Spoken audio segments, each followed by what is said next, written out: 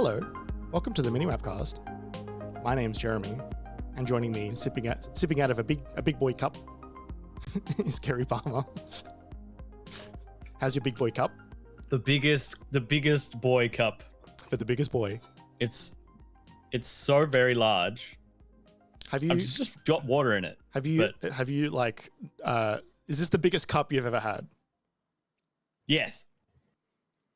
Definitely. It's bigger than my 1 liter drink bottle, which I've had bumping around here for ages. I was going to say, I feel like you've had that drink bottle longer than I've known you. That's not quite true, but it has been a long time. And it's like, the thing that gets me about this is like, I know this is like American Starbucks coffee size cup. You know what I mean? Like, it's bigger, like, it's bigger than that. Yeah, but like not by much. You know what I mean? Like those would fit in here. Like that's kind of what this is for. That's what these are kind of made of. It's like a thermos, so it keeps like a hot drink hot. It's got a zip thing because you meant to drink it like and it's like, who needs that much of a beverage that isn't water? Well, like the reason, my mind. The reason those cups are so big and the reason they're the shape that they are is so they can fit in like a car like cup holder. Oh, sure. I mean, this has got that too, where like the bottom is thinner than the top, so it's like so it can go in. But they are still overly capacious. I would say they are oversized. Yeah, by my reckon. It reminds me of that time that you were streaming, and I abused my privileges that you had given me to make you drink liters and liters and liters of water very quickly, which was one of my favorites. I should have just not done it, but I was committed, and that was a mistake. That was good. Yeah. Yeah, I didn't like that. Well, hello and welcome to the MiniMapCast. As I said earlier, my name is Jeremy. Welcome to 2026. It is 2026. That's really fucked up, actually. You ever look at like the year and you remember like thinking about a year like this being like, that is so far away. And then you're like, it's really like here. Like we are like talking about games coming out in like 2027, 2028 as like theoretically not that far away. Horrific. I think there will be real conversations had this year discussing projects that are maybe announced and whether they're likely to come out in 2029 or 2030. And those will be real conversations. Like we will see the numbers 2030 show up in release date trailers, like in game announcement trailers, which is so bad. So bad. The MiniMapCast is the premier podcast of minimap.com.au, an independent Australian games website. If you like what you're hearing, make sure you tell your friends and give the show a positive rating wherever you listen to your podcasts. It does make a huge difference, and it only takes a few seconds. If you want to get notified every time a new episode is released, make sure to follow us on social media. We are at MiniMapAU on Instagram, TikTok, YouTube, and minimap.com.au on Blue Sky.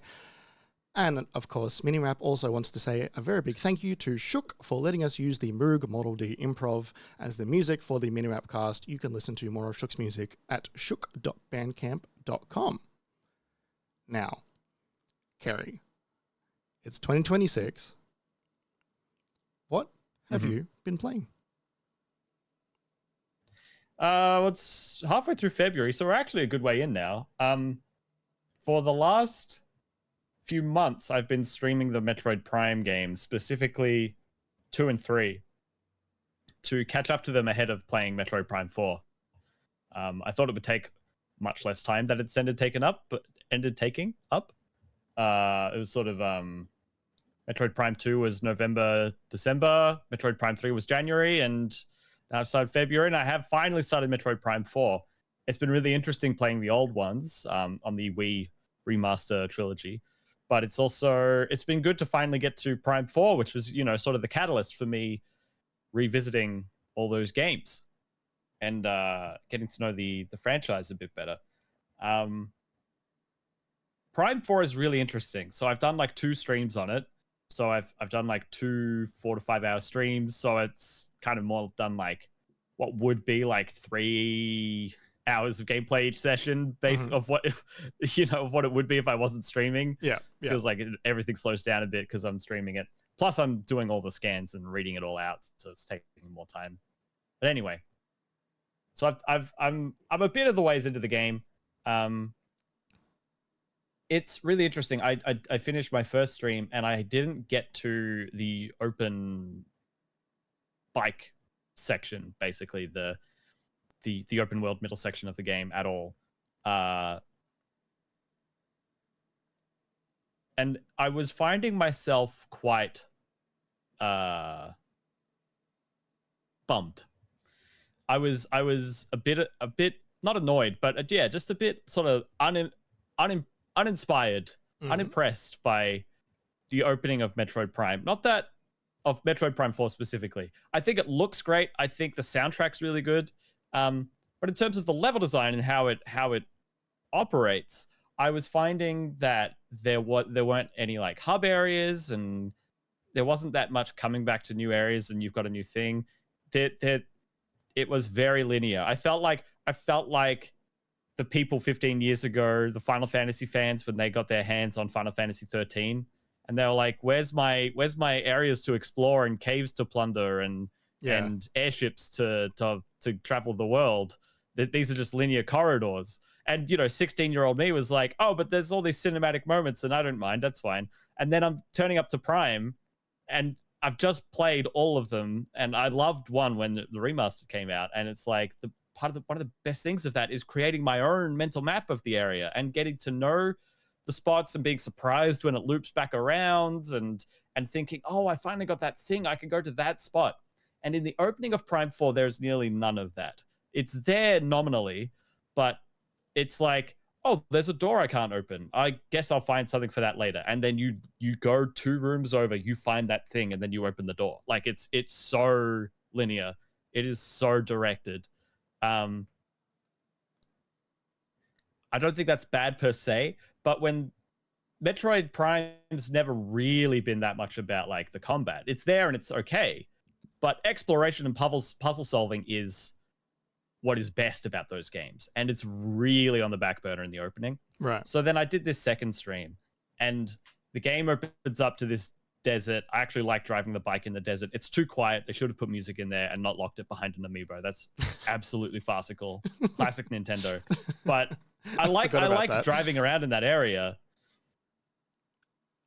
So like that's good. And then I got this new equipment, and I go to this new area yesterday, and it's using more abilities, and I had a much better time on the second stream than I did in the first. And so I think some parts of Prime of its lineage are shining through a bit brighter than they did after my first session, but boy, it's taking a while. Does it feel like a sequel to 3?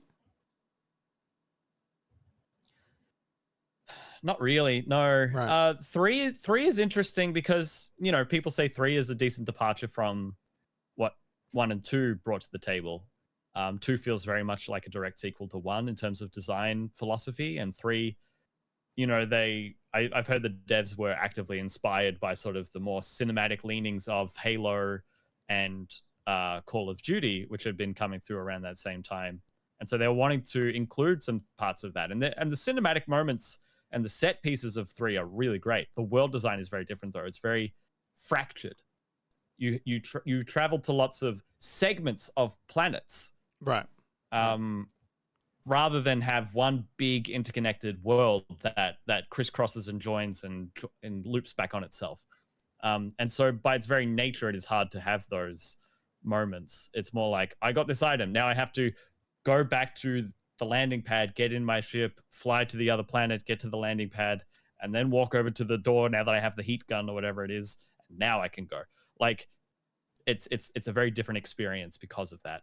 That being said, I do feel like Prime 3 feels closer to what Prime 1 and 2 were than Prime 4 does right now. I feel like Prime 4 is a decent, like it's still Metroid Prime, but it feels even more diluted than Prime 3 was.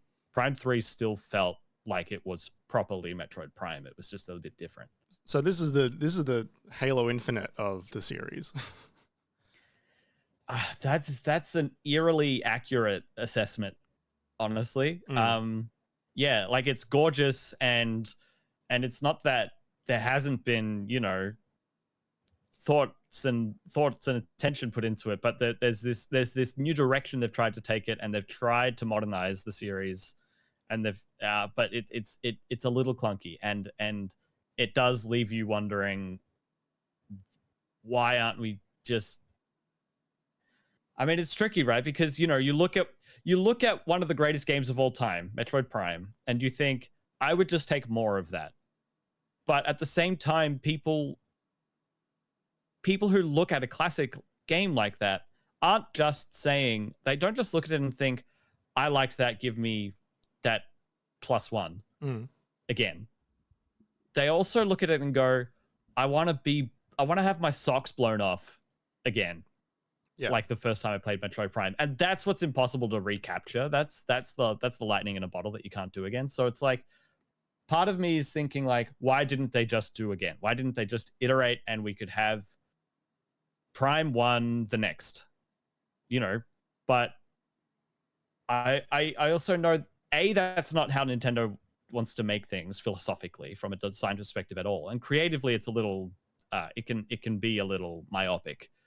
So, you know, I don't mind that they struck out to try and do something different, but it feels a bit weak. It feels a bit like they've made it open because that's what people were doing 5 or 6 or 7 years ago, like after Breath of the Wild. Yeah, I was about to say in the wake of Breath of the Wild, where like every single game that Nintendo had to make after that was like, well, we've reinvented one of them. What if we reinvented all of our franchises? And then we got, you know, Pokemon Legends. We got, you know, other games, Donkey Kong even. Like it's like there was Odyssey to some extent, but not quite. But yeah. Mario Kart. Yeah, so it's not bad. Like, I had someone come into my chat and be like, "Do you think I should get this? I'm on the fence." And I had someone else in my chat who's already played it, so I asked them to weigh in. And this person I asked to weigh in has been watching all of my streams for the Metroid games. They're a Metroid Prime fan, and they said, it is by far my least favorite, but that said, if you enjoy the franchise, I still think it's worth getting and playing. I enjoyed it. I'm glad I played it. It's just by far my least favorite. Right. It's like, I think I'm landing in there provisionally at the moment, in progress. You know, I'll be interested to see how it continues to pan out. You know, 4 has something of a similar issue to 3. I mean, it's got a different design to 3 where the different areas are very segmented, you know, instead of it being like just chunks that you fly to that may as well just be their own islands of levels. This is like a wheel and spoke situation where you've got the desert in the center, and then you've got the different zones that spike off in the different areas. So it's not that you can't really go from the starting tree area to the lava area to the lightning area. Like, it doesn't work like that. You have to go to the desert and then go from there. And because of that, I do feel like the level design goodness that I enjoy so much in Prime, of unlocking shortcuts to then get to a new area in an area that I didn't know would be possible in the starting area or something like that. I think that the options for revelations like that are going to be quite limited. So yeah, that said, it's so fun playing new Metroid games. Like, when you go from Prime 2 on the Wii to Prime 3, you go, oh, well, they upgraded Prime 2 to make look decent on the Wii, but it wasn't made for the Wii, and Prime 3 was. And just all of the assets are a little more geometrically complex, and the cutscenes are more interesting, and the just all of the assets are a bit higher fidelity, and that was novel and exciting. And then again, doubly so, even going from Prime 3 to Prime 4, where it's like an 18-year gap between the releases of those games, is like, it's nuts. It's so cool. But yeah, I'm glad I played the old games. It's a shame it sort of made the 4th one feel a little weak by comparison, but I don't think that's the fault of the old ones. I think it's just the reality that 4 is doing the best that it can, and it's a little, it's pulling up a little short. Yeah, just like a little. I was thinking about it because like I went to buy a copy when it came out, and then something happened with my order, and they just didn't have the stock, and I was like, "It's a new game. Why do you not have the stock?" And then it was some bullshit with Amazon, and so I just canceled it. I just said, I'll just pick it up next time I'm like in a shop, and I haven't done that yet. And I was thinking about like the reception to it, and like, and I don't love one, like I think it's fine, but like it's got certain elements of that era game design that I didn't love every aspect of it, even if I loved like, you know, the atmosphere and the tone and all that stuff, right? But I didn't have much of a desire to go and play 2 and 3. Like I'd seen my old housemate play it a little bit and stuff, and the stuff that I really liked in 2 and 3, sorry, the stuff that I really liked in 1, I think like is like some of that is lost in additional design changes that I think would have made me like play some of 2 and some of 3 and go like, like not my thing. But like, you know, like you and I both played 4 at PAX, and I was keen for it enough because I knew that it would be a good looking game, and that is, you know, something. And then when it came out, like the reception was like reviews were good, but like it hasn't had like a and you know, part of this I think might just be like Metroid is a touch niche, like, or at least more niche than Mario and Zelda, right? Like at the very least. You know, they're not going to go out and make a Metroid animated film starring, you know, Chris Pratt and Anya Taylor-Joy. It hasn't captured at least from what I've seen, some part of the conversation that has made people go like, oh yeah, like this is the must-buy Switch 2 game. This is the game that people are excited to go to when they have the time. It is not a game that it's like, oh, like, you know, it came out last year. I was so busy last year. I'm really keen to like get to it this year. Which has made me like not really. Like I think Bonanza kind of takes that spot over Prime 4. Yeah, and even then, that's like they're sort of occupying different spaces anyway. Like, you know, like Bonanza is a funny, like very lighthearted, you know, single player game, but it's like it is. Like but like it's got that Switch 2 juice, I guess. Like is more to your point that like Metroid Prime 4 doesn't like not necessarily have as much, I think, only even in the sense that it's a game that feels like was influenced by design decisions from like 6 years ago, and also potentially design decisions from 12 years ago. Totally. And like you have to keep in mind as well, it's a Switch 1 game, you know, it's like a Ragnarok or Forbidden West situation where it's like, you know, these games look great on the updated hardware, but they still have to run on the old one too. Sure. As opposed to, I guess, Bonanza, which is exclusive.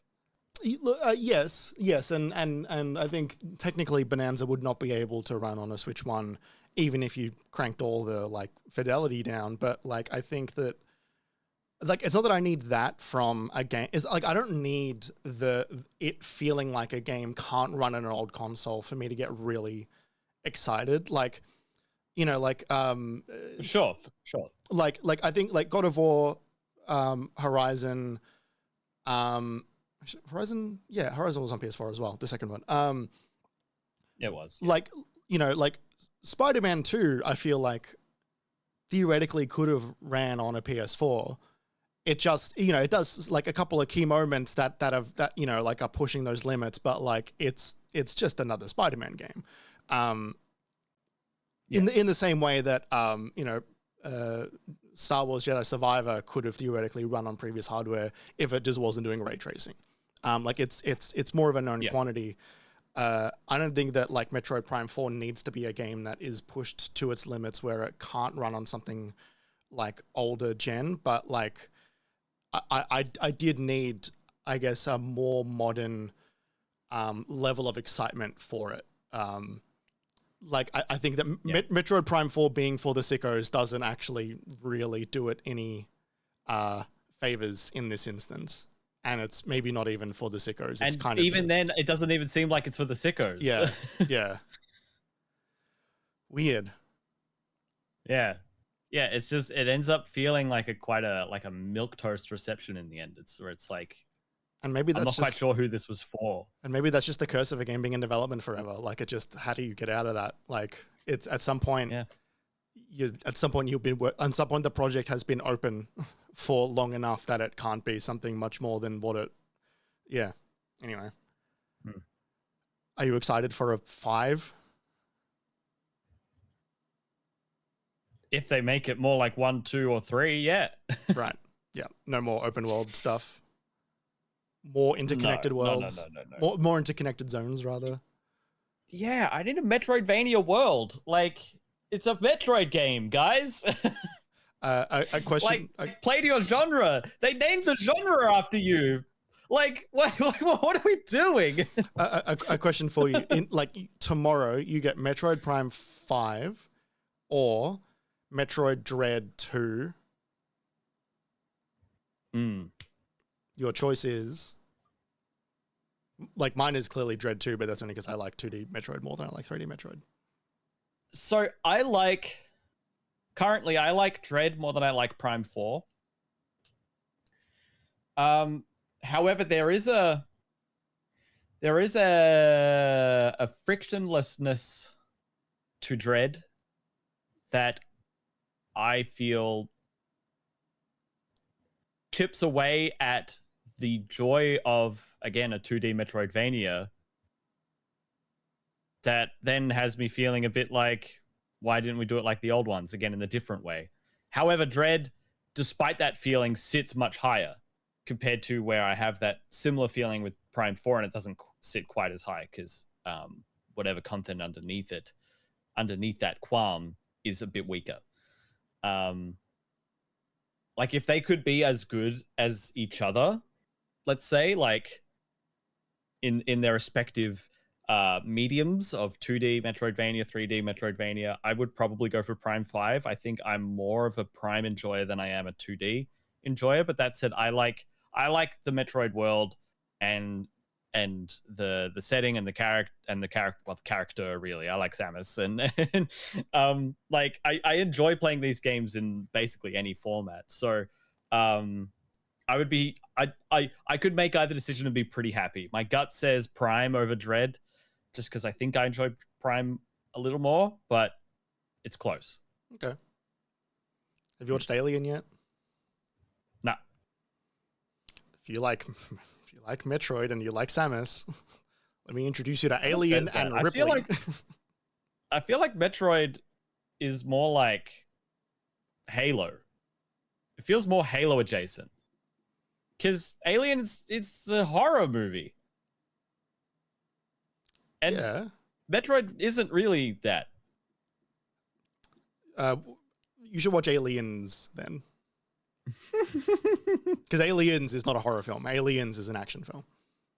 That's a bit more of an action movie, isn't it? Yeah, it is explicitly not a horror film. Like, it is, while the aliens are scary, it is, it has got a group of 6 chuckleheads, trying to survive it out. I've seen various scenes from Alien just because, it's a classic and you see that, and I've seen Ripley in the big mech suit and the flamethrower at some point, and I haven't seen anything as cool as the Varia suit. I mean, sure, it's not like she's not a Power Ranger in Alien. Like, it's not the same vibe. They're like, what the fuck are we doing? Why bother? Because Ripley is so much more interesting than Samus. Like, this is an insane take, and I will actually not let this stand that, Samus is cool. I like Samus, but Samus is is a quarter of a character. Samus is as much of a character as Rookie is in ODST. Right, except she's way cooler. Go play. That goes a long way. Go play Other M and tell me that. I am low key. I'm low key thinking about doing that after Prime 4. Good luck. The amount of shots in Prime 4 where she's like looking at a thing, and then like an enemy bursts into the room, and then the camera like just swaps to face her, and then it just zooms out as she points her arm cannon, and it's just this straight shot, and it lingers for like a second, so you just get to watch her like look sick as fuck. Now imagine it's the dread treatment. It's great. Oh yeah. Ripley is maybe one of the greatest characters in like film, like at least in science fiction, pop culture like canon. I mean, I've heard that before. Does she have an arm cannon? Again, does she wear anything that illuminates the environment with the glow of sci-fi technology? She wears. There's a scene where she's just in a singlet and her underwear, and like in that one scene, she like reaches a level of peace and contentness, and like Ridley Scott like edited out like Bush, and then like it got re-put back in. I've heard of that. It is like ultimate. You're like, neatly not answering my question, but that's fine. It's culture. Alien has culture. The complete other direction from Metroid Prime 4. Yeah. The complete other direction from Metroid Prime 4, the game that I've been playing recently, started and finished, is Final Fantasy. Oh, yeah, I've heard a bit about this in the Discord. Tell me about it. Final Fantasy, that one, from 1984. It not necessarily from 1984. I'm not playing the original version. I'm playing the Pixel Remaster, which has a tremendous amount of quality of life improvements. It has much, like they've given the artwork a new coat of paint, and also they allow you to have certain spells be more than like 4 characters long because there was so few like letters you could fit on a screen at a given moment. What a really good video game. Yeah? Like what an extremely good video game Final Fantasy is. I can see why they made 15 more of them at the very least. It is like, it is so old school in so much of its like narrative and feeling. Like it has got so many like it honestly, it reminds me the most of watching like the really, really early Disney movies like Sleeping Beauty, Snow White, Cinderella, all that stuff. Like it feels like watching those where it's like, oh, like these are sort of the beginning of a new type of like media come through. Especially because so much of Final Fantasy is about like just there's a bad guy and you then like are 4 heroes and you just go off on an adventure. Even though the bad guy is not in the game at all, like it is for a. Here's why I think why it feels like a true classic, like a true instant classic, is because it has all of these old style, tropes and sensibilities, but also immediately circumvents those like upon like inception. Like the very beginning of the game is you going over to the Castle of Chaos or whatever it is, and you defeat Garland. And that's the main bad guy. And you defeat the main bad guy in the first, like in what is essentially like the prelude. And he's not a force in the game at all. You don't see him. He's not showing up. Everything you're doing is then incidentally bringing his return, which you then have to go to the, like, spoilers for Final Fantasy. The final act is you and your group of merry travelers travel back in time and prevent Garland from then traveling further in time to then the beginning of the game, which he does at the beginning, which is very neat. Like, Right. it is, like, there are so many of those little things that, like, a very traditional version of this game is just, he's the bad guy in the castle, you go around, get all the crystals so you can open the gate at the castle, you go and you defeat him. That's the Zelda, you know, version of that. And then, yeah, like, Final Fantasy 1 is almost like a reversing expectations almost immediately for a game from 1984. It honestly, it reminds me of, like I said, like those early Disney films, and it also reminds me very much of, at least in its place sitting in my head as a piece of work, as the original film adaptation of All Quiet on the Western Front, which is a film that came out in the 30s, like late 30s, I believe, pre-World War II, so I think it might have been like 37. And sorry, oh my god, it's even earlier. It's 1930. 1930, this film came out. It is an anti-war film about these like soldiers who are like just stuck in this endless loop of violence, and they're at war with each other, and they don't even know why. It is a film that came out and was made like pre-World War II happening. It was, you know, it would have been made probably in 1929 when it was in production. And it is one of the most anti-war films I've ever seen in my life. And I was not expecting that from a film way back then. And it was doing all of these really incredible, like, again, like genre, like bending things and expectation rejecting, attempts at these stories. That this sort of makes me feel like as well. Like, it makes sense that Final Fantasy became such an obvious franchise for like home RPGs because of so much of its rejection of that stuff. It feels semi-contemporary, which is like not at all what I was expecting at all. I didn't really know much about Final Fantasy aside from I know how it connects to Stranger of Paradise. But like, I didn't know what the plot of that game was going to be. I thought it was just going to be kill the bad guy. Like it's got its early game tropes. It's got its like sort of a little bit ridiculous, like run around, do a thing, bring an item to a guy. He gives you a different item. Take that to another guy. But it's got a job system kind of. It's got like, you know, different classes that have different abilities, and it's got a middle game side quest where you, all of the classes can get upgraded to like an ultimate version of their class. And so like Red Mage goes to Red Wizard, like Warrior goes to Knight, all that stuff. And it makes a meaningful difference in the game when you do all those things. It's really cool. I was watching my coworker Ollie play the original version while I was playing the remake. Don't play the original. Like it's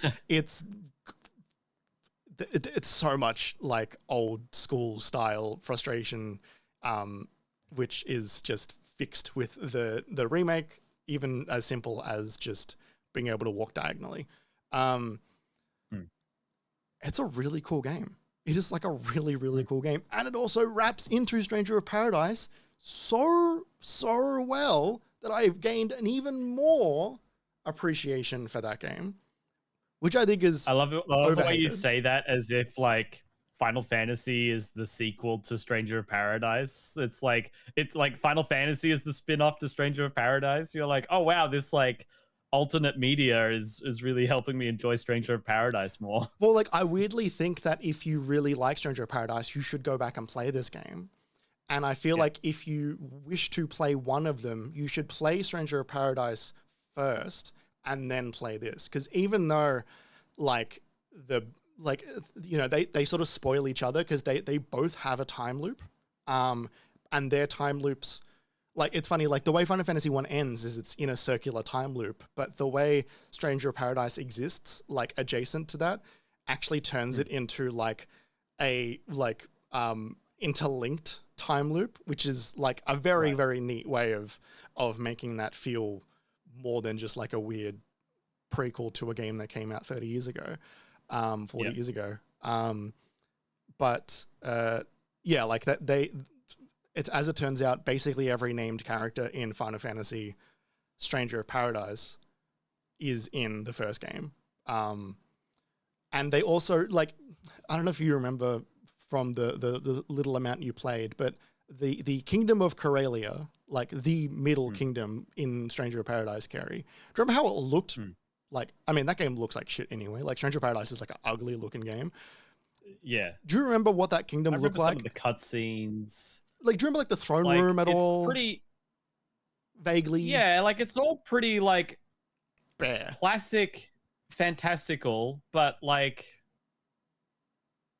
yeah, like a little garish in terms of like, I remember some of the places like some of the rooms were like very golden or a bit ostentatious, but like, yeah, I don't remember much else about it. So the I don't know if you remember the throne room, but the throne room is very, very like, it is just a square room, and there was like 2 chairs in the middle of the room at the end, and there was like a little step up, and that was it. And like, there's nearly nothing in it. There's like, you know, tapestries on the walls, but there's like, you know, maybe a lantern in the corner, but it's empty. Anyway, that is exactly what it is in Final Fantasy 1.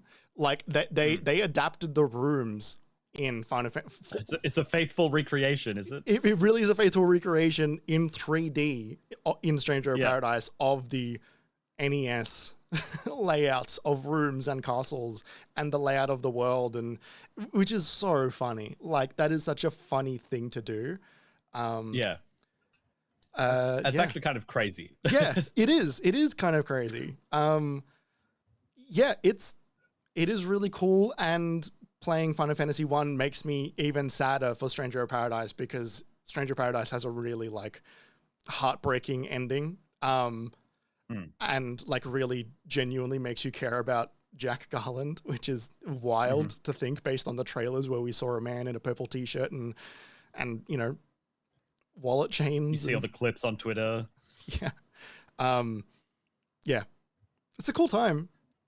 It's like it, and also those pixel remakes are really good. Like I know they remade some of those older games in 3D for the DS later. But like, I think the pixel remakes, I think, might be the best way to do it, because it feels like playing those games, but with just like, with, you know, the brakes off, basically. Like, you're actually able to like really get into it. I started playing Final Fantasy 2. I didn't like it nearly as much. I'm probably not going to play any more of that. I'm just going to jump straight to 3. 2 is not a game that is universally really liked that much, whereas 3 is. So like, I'm keen to just sort of jump into 3. I think 3 is the one where they first introduced summons, if I remember correctly.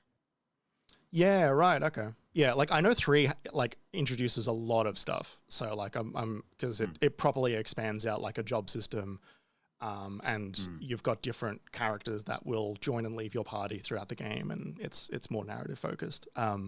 2 felt very much like 2 felt like a Majora's Mask situation, where like they had the game and they told a new story and added like 1 or 2 new mechanics, but those new mechanics are like use all the assets, kind of, or at least like it was very just very familiar very quickly, and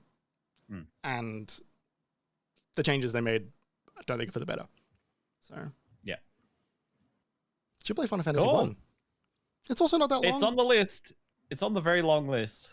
I think it only took me about 11 hours, 12 hours. Yeah, right. Comfy.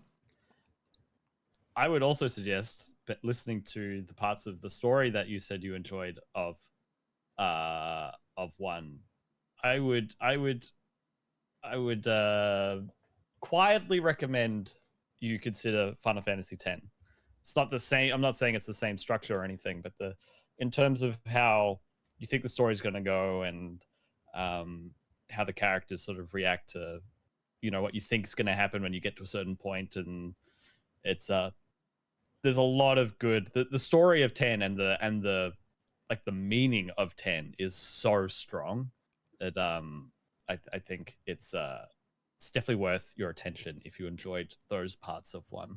Yeah, like I have thought about 10 numerous times over the years, because I never played it, but I know, like I'm familiar with parts of it, like partly because like not because of the inclusions in Kingdom Hearts, but because like they were coming out like at similar times, and so like there was shared genealogy happening around then, like much more so than like while Kingdom Hearts like originally was selling itself as a game that featured Cloud Strife from Final Fantasy VII, and it barely does, which is so funny. Like it doesn't really share anything with 7, and not really 8, I think either. Whereas 10 and 12 are much more in line with that era of Square that I'm much more familiar with. The other PS2 games. Yeah. Whereas like and here's a dumb thing. In my mind, I would like to just get through all of them. Like, I don't need to finish them. Like, I really don't need to finish them. Hence me trying to going, okay, sick. Like, know what it is. Like, I'm good not playing it. Going to 3 and like going to 4, going to 5, going to 6. Right. It's just a roll through. Yeah, like I would like to play through the entirety of 7, like original. Yeah. Like I've done so much. I've done that opening chunk plus so many times. And I would also love to play 8. Like I know such a small amount of it. So much so that I just the 9 diehards are out there too. Yeah, and like, ideally I'd love to play through 13, 1 through 3. Like I've got them all across various consoles. I've played 13 a chunk. The only problem with this plan is the games do get progressively longer as you go. Like, yeah, which is why like 11, 12 hours. 7 is like 20 to 30. Like 10 is more like 50. Yeah, 12 is as well. Like, it's why I'm fine not finishing them. Like I don't feel like I need to like get the entirety out of it. It's more about just learning about that series and its interesting progression. Yeah. Metroid Prime 4 and Final Fantasy. 2 titans in their respective franchises. Yeah. So, second chunk of the show. We're going to look at the year ahead and go like, just like basically think about like, it's like you and I have been doing this for a while. We have some idea of the stuff that's going to come this year. But like where everything's in like such a weird spot at the moment. There's so much like uncertainty. There's so much like everybody's holding their breath across the industry to find out when's the best time to announce a game, release a game, what kind of game they want to make. And so like considering we're still early in the year, like both like as a calendar thing, but also like there has not been really anything coming out this year yet. The first maybe like big game to have come out this year is like, I guess, Mugenics from Edmund Macmillan. But even then, like that's not like a big game. That's not a, like, that's a game for indie, hobbyists at plus, so like I can't believe you're snobbing Mario Tennis Fever like this.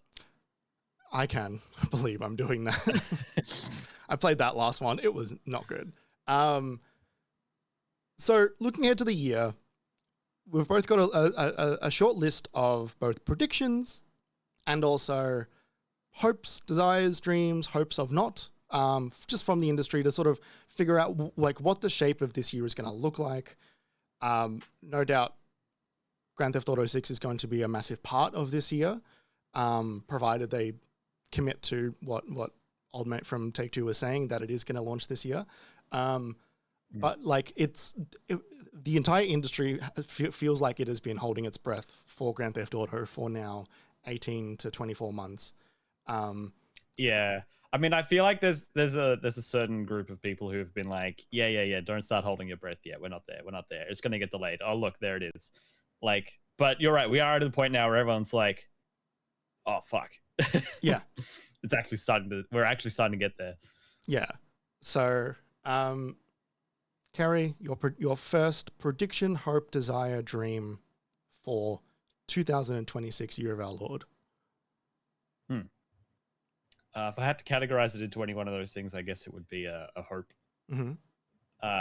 I hope we don't hear anything serious about new hardware this year. Yes. You know, This is one of mine. I thought it might be, yeah, because when we were starting this, I was like, I don't know if I have hopes and dreams full stop in my life, let alone for like this. And so you were like, oh, what about this or this? You gave some brief examples, and something like this prompted this. But it is something I do honestly feel and think about it, and I'll pass to you to hear your take on it as well. But I think when you consider the chip shortage in 2020 and 2021, coupled with COVID logistic problems and stuff like that, the chip shortage, when you've got US tariffs inflating the costs of everything worldwide, meaning that consoles have yet to see any meaningful price decreases this generation. And now you think of the current price hikes for RAM and for on the manufacturing side, and also then how that increased cost trickles down to the consumer due to the AI boom / bubble. Like, this feels like such a cursed generation. The value of this generation, not only was it one of the more expensive generations we were ever looking at like 5 years ago, but now everything is so much more expensive than it was 5 years ago when these consoles launched. The PlayStation 5 and Xbox Series specifically. Obviously, Switch 2 came out last year. Yeah. But everything is so much more expensive than back then, even, that somehow the costs that they are now seems like the discounted cost for this generation, which is bonkers because, you know, a brand new PS5, I think, is still like $750.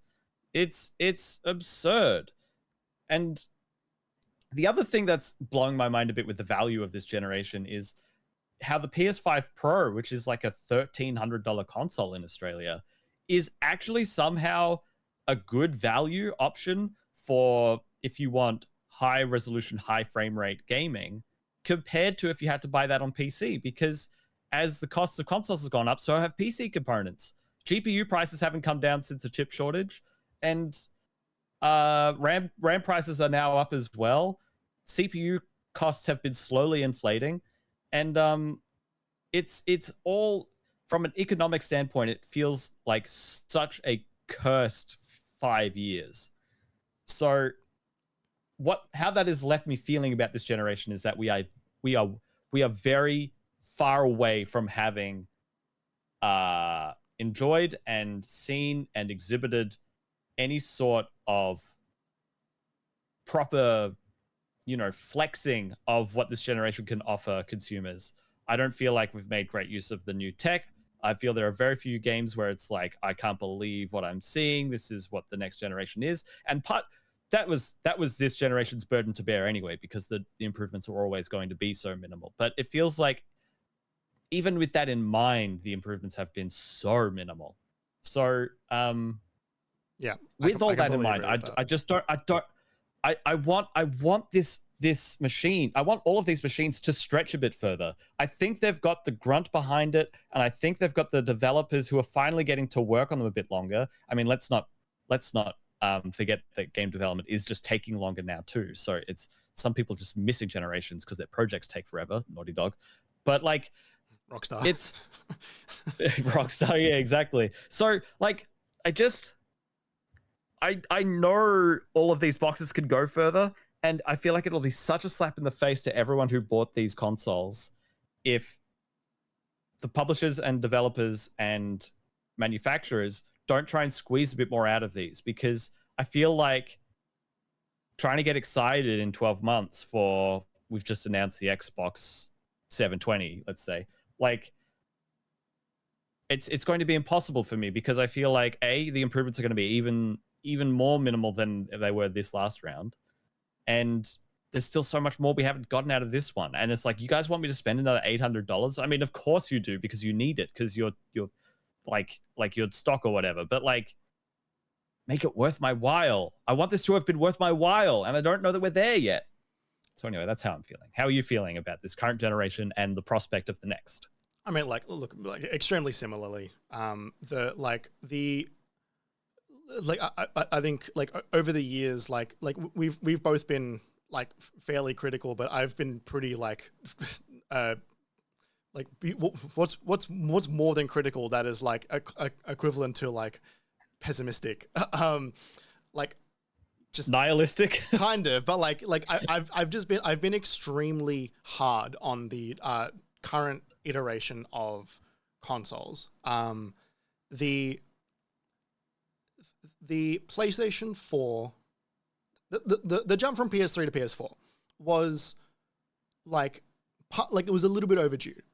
The jump from 360 to Xbox One, like there was real improvement there, partly because like there was not more ways to optimize your games on that hardware towards the end. It partly developers really squeezed those generations to get the most out of them. Yeah.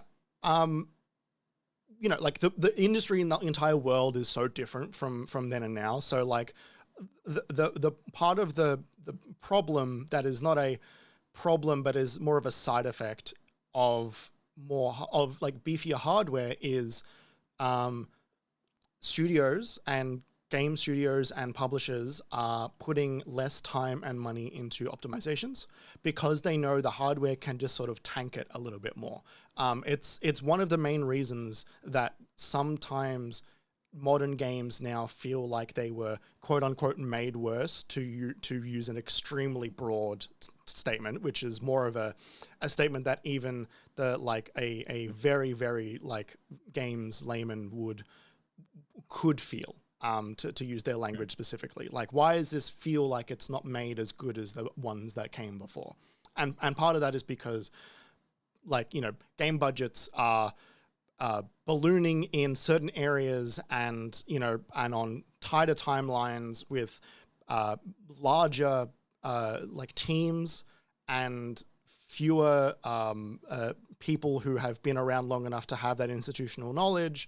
And the more game engines are able to take the grunt work out of part of those like certain areas of pipelines, whether it's like post-rendering tech in Unreal or whether it's certain levels of optimization and stuff, the more those engines are like cutting, like bringing the overall timeline of game development down, you are getting fewer people actually able to get under the hood and make those important changes. It's not to say that people are not skilled. They just don't have, they are not given the resources and the time to actually do those things. It used to be a necessity in hardware. It used to be, you know, a thing where one of the reasons Naughty Dog games looked so good on the PS3 was because they had an entire engineering team. And like I've used this anecdote a million times, but it's such a fascinating anecdote where they would measure the distance between the GPU and the CPU from the hard drive on the machine. They would measure the literal distance and find out where would it be faster and to like render the length of the traces. Yeah, like to make the time that electrons had to move from the hard drive to the certain areas where the game had to compute. They would route like highways basically, which is mind-boggling. That's not to say that you know, it's not to say Naughty Dog would not be doing that now, but there are places that they would be able to say, well, the engine that we've built has actually taken some of that work off of us, and we can get a minimum viable product earlier, and we don't have to worry about as much about optimization because the hardware that we're selling to is just like it can just calculate those numbers faster. It's one of the big worries I've got for bringing AI into game development is like those calculations then being inaccessible for someone to actually go in and make those tweaks of across, you know, so beyond all of the ridiculous stuff around like, you know, like actual, all of the horrific things that come with AI. That is another one. Less control from developers. The reason this hardware generation feels like it hasn't really taken its place is partly because of, stuff like COVID, stuff like manufacturing, but also like there's just less studios willing to invest less people owning and running studios being less inclined to actually make their game development teams push the letter a bit more, do something that is genuinely exciting and technically a feat, right? One of the few games that I feel like is a next-gen game is Alan Wake 2. It does so many technical things that you just would not be able to do, more than just fidelity. It's, real-time lighting as a mechanic, and its shadow generation, and it's the way it weaves that into its aesthetic and its narrative, and the dual narrative stuff. Even like so much of that is like that game legitimately could not run on a previous generation console, and we've seen like ebbs and flows of that. Ratchet and Clank was part of that, with its time warp, its time jumping stuff. It's like dimension jumping stuff, but like there's only so many of those types of things that you can do.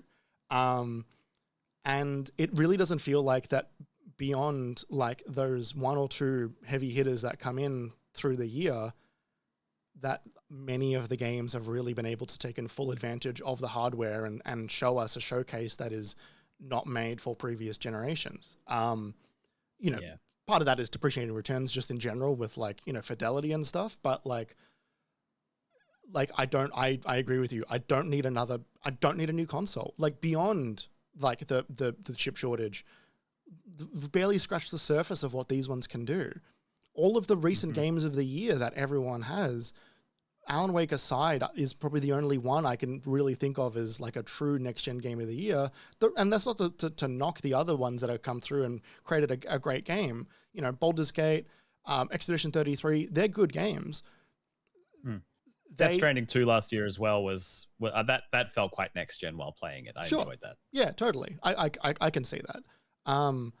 But like those games are like short of Alan Wake and Death Stranding 2, a lot of those new games that are coming through and taking a Game of the Year spot, there's a reason they're targeting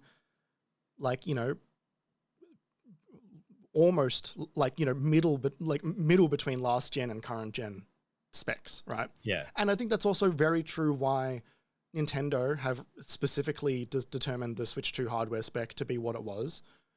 But also, like, in a weird way, Valve have, with the Steam Deck and all the other like handhelds, they've found a new way to capitalize on technology, provide a new experience for people to play games, but also not feel like that you are breaking the bank on something that is going to be the thing that you can only play games on now. Like the Steam Deck 2 is not going to come out and is not going to be PS5 Pro specs, PS5 specs, probably even. Like the Steam Deck 2 will be a middle between those two probably, because realistically it doesn't need to hit that upper echelon that is going to be like Alan Wake 2 ready and Star Wars Jedi Fallen Order Jedi Survivor ready and all that stuff. But I do wonder if they'll want Grand Theft Auto 6 to be able to run on it. I do wonder if that is in their consideration at all. I think that's a fair call, and that'll be tricky depending on like what type of anti-cheat they're running for the online. I think they'll be pretty serious about that for the new implementation, because GTA 5 has problems with that too. But but like the GTA 5 has no real problems on Steam Deck currently. I'd be surprised if they go much further. I'm just saying, but I could see GTA 6 implementing a more heavy-handed anti-cheat approach, as we have seen adopted with more games in recent years, in a way that does sometimes make it difficult for Linux. I mean, I know Easy now works on Linux, and it didn't used to, but still. Yeah, maybe. You're right. Getting GTA 6 running on a device like that would be huge. Like that could be the difference of millions of units for both parties. So. Yeah, it is a non-insignificant consideration. Yeah. Speaking of Valve, one of mine is talking about hardware, which is funny. Like how I don't want new console hardware. I don't want new console hardware. I don't want new console hardware. But I do want the Steam frame. You got the Steam frame. I want to know what those goggles are. I want to know what they're that's like. So funny. I thought you were going to say something about the Steam machine. Look, I think the Steam machine like is I am interested in it, but like I don't need me personally another PC right now. I managed to like, granted it was still expensive, but when I upgraded my GPU late 2 years, a year and a half ago now, 2 years ago, I got my GPU on a sale, and I'm probably going to wear this one for maybe 10 years, maybe more. And like, cause I got a 4070 Ti Super, therefore like that will be the spec for quite a while, because the 50 series has not become a thing that has been able for people to adopt widely. So I do want those goggles, partly because I want them, like, I want to know what about the Index and what about Half-Life Alyx made Valve go, like, let's do more of this. Like, what do they see? Yeah. That, you know, that I mean, like, obviously, like, it's very clear to see what Meta has failed to see in VR, and it is very clear to see what Microsoft has failed to see in VR, and Apple has failed to see in VR, you know, with their, like, you know, explosions and then, like, complete, like, abandonment of so much of their, like, systems, hardware or otherwise. Yeah. But for Valve to come back, you know, late last year and say, like, we're doing another Steam machine, which kind of is sort of an easy get for them. They're doing, you know, more Steam Deck stuff, makes sense. Doing another controller, okay, all right. But then doing more goggles. It makes me excited that they want to do more VR games. And so beyond, like, I think the hardware looks really cool, especially with their foveated streaming technology. I think that's a really cool thing, especially as someone who works in VR tech as my, like, day job. I feel like the fucking biggest brain, motherfucker, because I suggested that to the head of hardware at my workplace 3 years ago, and he went, "Oh, that's a pretty good idea, but it seems like a really heavy thing to put, like, you know, a lot of time and money into. It's a cool idea though." And I'm like, "Yeah, it is a cool idea." And then, motherfucker, they come out and, like, we're doing foveated streaming. I'm like, ah. Anyway, they're clearly excited about VR at a time when no one else is. You know, like, Meta has bought all of the interesting studios and thoroughly just, like, basically killed them. I want to know what has got them excited to do more hardware for VR, even if it is just, like, being the carrier of this forward. You know, basically no one else will. They'll still make good headsets. They will do their foveated streaming stuff and allow all the current games that are running on a thing feel that much better to run. I'm interested. I'm very, very interested. And especially if it means, like, another game from them, right? Like, you know, oh, that would be incredible, wouldn't it? Like, you know, Half-Life or Portal or Left 4 Dead, whatever, like, something new. It doesn't matter. Like, it's the idea that Alyx came out 4 years ago now, and they've still got, like, interest and investment in that space is a good thing. Yeah, for sure. I think you're right. Like, it is, especially as, like, you know, we see people who picked up the VR tech and then dropped it, like Meta, like PlayStation are in the midst of. I forgot about PlayStation. Jesus. Yeah, like, they're just hoping you forget. They're hoping you forget about it. They're doing a really good job at it. Yeah, they are. But it is fascinating to think, like, what is Valve seeing that does make them want to continue to go in on it. And, you know, part of it is just that Valve is so unique in that way, where it's like, you know, you hear about their company structure, and while it has its issues in terms of how, you know, some projects get stuck because of personality conflicts and stuff like that, it is also a thing of where people will say, I want to do this because I think it's cool and I think we can make something special with it. And if they convince enough people on the team, they're like, okay, let's do it. And they do it. And because they're Valve, they do it good. And they really show you what it can really be, like with Alyx. So it is fascinating to, you're right, to think if they're doubling down on this, then what do they see? What is that future that they're seeing, and will we see it? I was interested as soon as you mentioned this. I was like, what are the numbers in terms of, like, number of Steam users with VR headsets. I couldn't find the number of Steam users number currently, but we know it's in the millions. And I can tell you that online peak right now over the last 3 days was 39 million. So let's just keep those numbers in mind, and then the total number of active users will be much, much more than that. Percentage of Steam users with VR headsets right now is 1.77%, which sounds low, but like 1.77% of 40 million is that's a big number. You know what I mean? Yeah. It's like 40 0.00000 times 0. Live math. Yeah. 0 0 1 7 no 0 1 7 7. That's just 708,000 users. So like, you know, the Valve Index is only a portion of that. They would have only sold some 100,000, 200,000 of those. Yeah. But it's interesting to know what they think is, everything you just said. It's interesting to understand that they think it's worthwhile still. So it apparently it's 15% of the VR users on Steam are indexes. Oh, actually, it might be higher than it might be 20. I've got that here. It says Valve Index VR headsets based on the January 2026 Steam survey is 11.49% of the VR user base. By far, the highest percentage is MetaQuest 3 at 28.17, followed by the Oculus Quest 2 at 23.77. Right, gotcha. So Meta and Oculus Quests of various degrees occupy like 60 to 70% of all VR headsets registered to Steam users. Which makes complete sense. Like it is a wireless headset, and it was the cheapest one, like the best value for money for ages. They were selling those at a loss for so long. And they integrate with Steam pretty harmlessly. Like it's pretty easy to get involved with one of those with Steam. Yes. That is my prediction and hope is that they've got something really good coming for that pair of goggles. This is a very quick aside.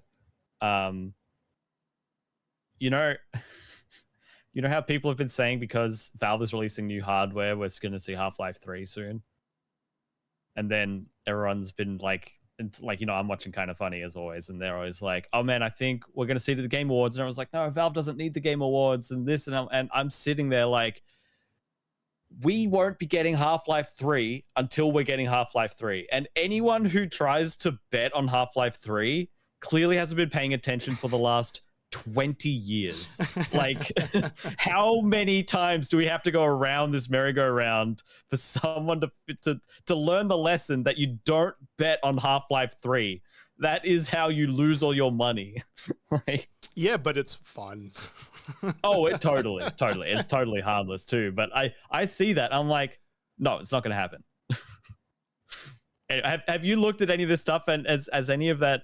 Have you wondered? Have you wondered if it's coming? Oh, of course. Like I have made calls that it is coming, and been wrong, as has everybody. But I also I think the other thing about Valve is that like remembering that they are a private company and that they do like they have developed multiple versions of Half-Life 3 over the years. Like this is known. Oh, totally. There are scripts out there for various treatments of that story that are like available to read because the writers at that point NDA was up. And that includes, I remember moments when I was in high school and I would check Reddit and I would see someone doing an office tour of Valve and someone's like computer screen was on and there was notes for not Half-Life 3, for Left 4 Dead 3. And these are notes from a million years ago. And this was stuff that like, those were legitimate, leaks. But it doesn't necessarily mean they're coming. The Inside Gaming thumbnails and headlines right now. Oh my God, yeah. Like it's so many of those things over the many years. Like that, they've all got some modicum of truth in it because they have been working on this game for a long time. It's about whether it's the one that they want to put out. Like from what we've heard over the years, they are happy to finish a game and go, actually, not it. This is not the one we want. They need to believe in it. Half-Life Ravenholm is a perfect example of that, which is the game at Arcane that the moment you become an Arcane employee, the first thing they make you do is play Half-Life Ravenholm. Oh yeah. Which is NoClip put a really great doc on it and was able to actually show footage of it for the first time ever. But like, that's a mostly finished Half-Life game made by the folks who are the immersive sim people.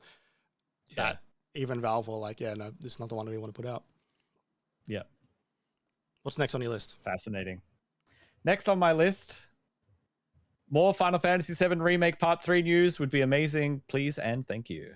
You see the report from the other I day? don't know if it's too early, but there's a bit of an impression. They've been talking about it a lot with all of these, like, you know, the new ports coming and the new announcements and releasing and stuff like that, where the director has, I forget his name currently, but he's been around and he's doing interviews all the time. It seems like every other week there's a new tiny little morsel of Part 3 news.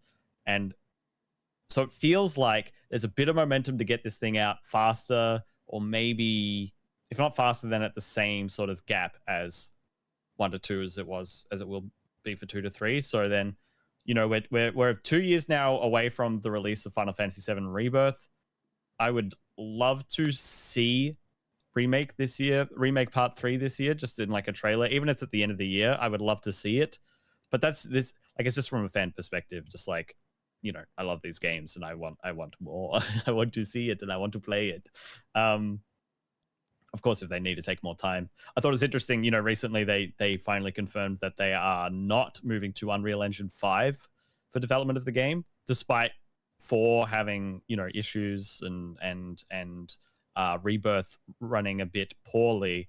You know, they've also said they've found a lot of great ways to optimize the game that they weren't able to do already by having to get it ready for Steam Deck and then getting it ready for Switch and Switch 2, or no, just Switch 2, and Xbox Series S as well. So, like, you know, I have faith that they'll be able to make Part 3 look the best that this trilogy can be. But yeah, part of me was quietly hoping they could upgrade the engine and make it look like stonking. But I guess we'll just have to make do with what still is some of the best looking game assets and cutscenes and set pieces of the last decade anyway. Yeah, like I'm quietly glad about that, because I feel like in a funny way the development for Kingdom Hearts has actually impacted that, because they moved from their own internal engine and during the development of 3 to Unreal. And part of that was for a number of reasons. The internal engine that they had wasn't cutting it. However, they had problems with Unreal Engine, and that was 4, which then went along. But I think they know what works, and they don't want to have to change engines halfway through development again. Exactly. And they've kept most of the team for the trilogy games, apparently. And so it's like, if you do change the engine, you're slowing everyone down to have to relearn everything. And they've heavily modified Unreal to do what they need it to do for Final Fantasy VII Remake and Rebirth and whatever Part 3 is. So like it does make sense. There's just a bit of me that was like, oh. There was an interview recently with Hamaguchi where he did mention that the game is entering its final stage of development and that they have a name. Right. That's exciting. They recently, like him and Nomura and the other director, I forget that person's name. They have figured out what a third word that begins with R is to put at the end of Final Fantasy VII Remake. Everyone, I've heard some people have been wanting it to be Reunion, but then Square announced one of their random ass other JRPGs that no one's ever going to play, which is now called Reunion. Something. It's the subtitle.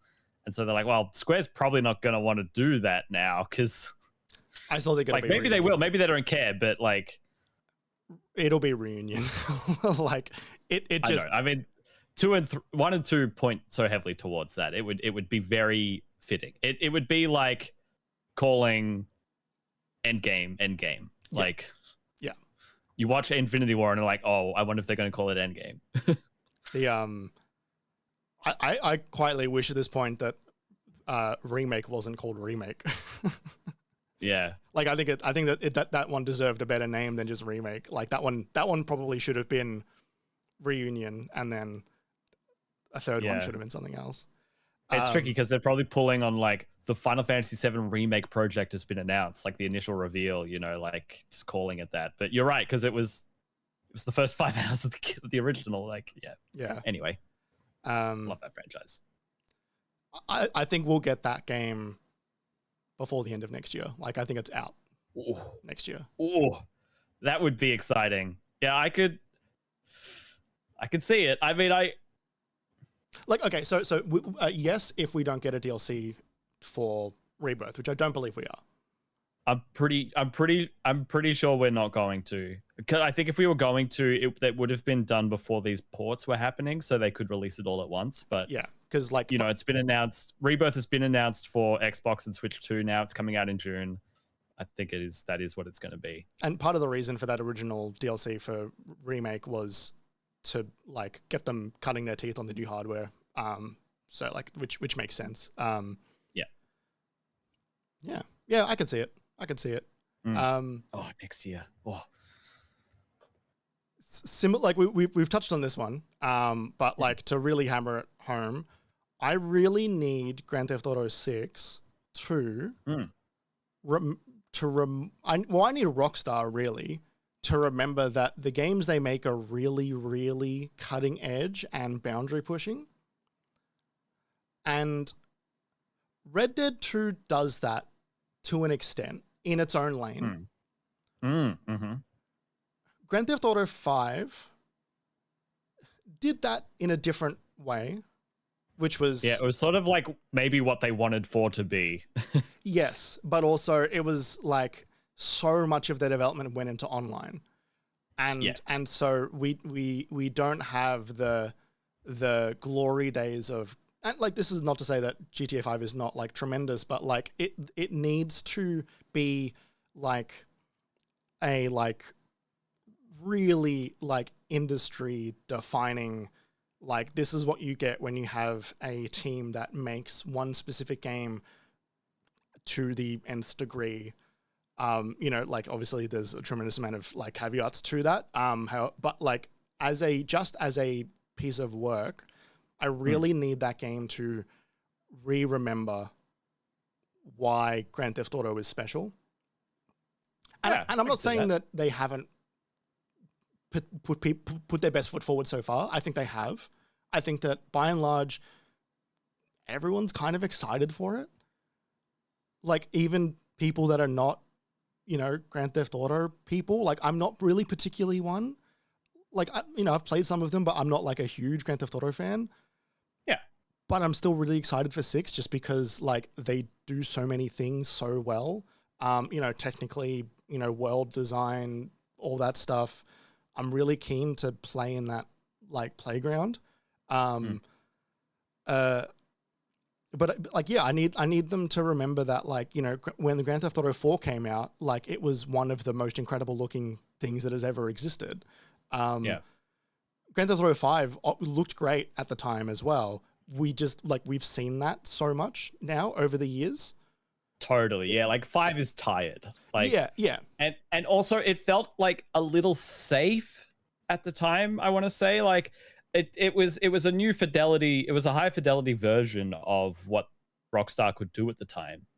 But I find the story of 5 so forgettable.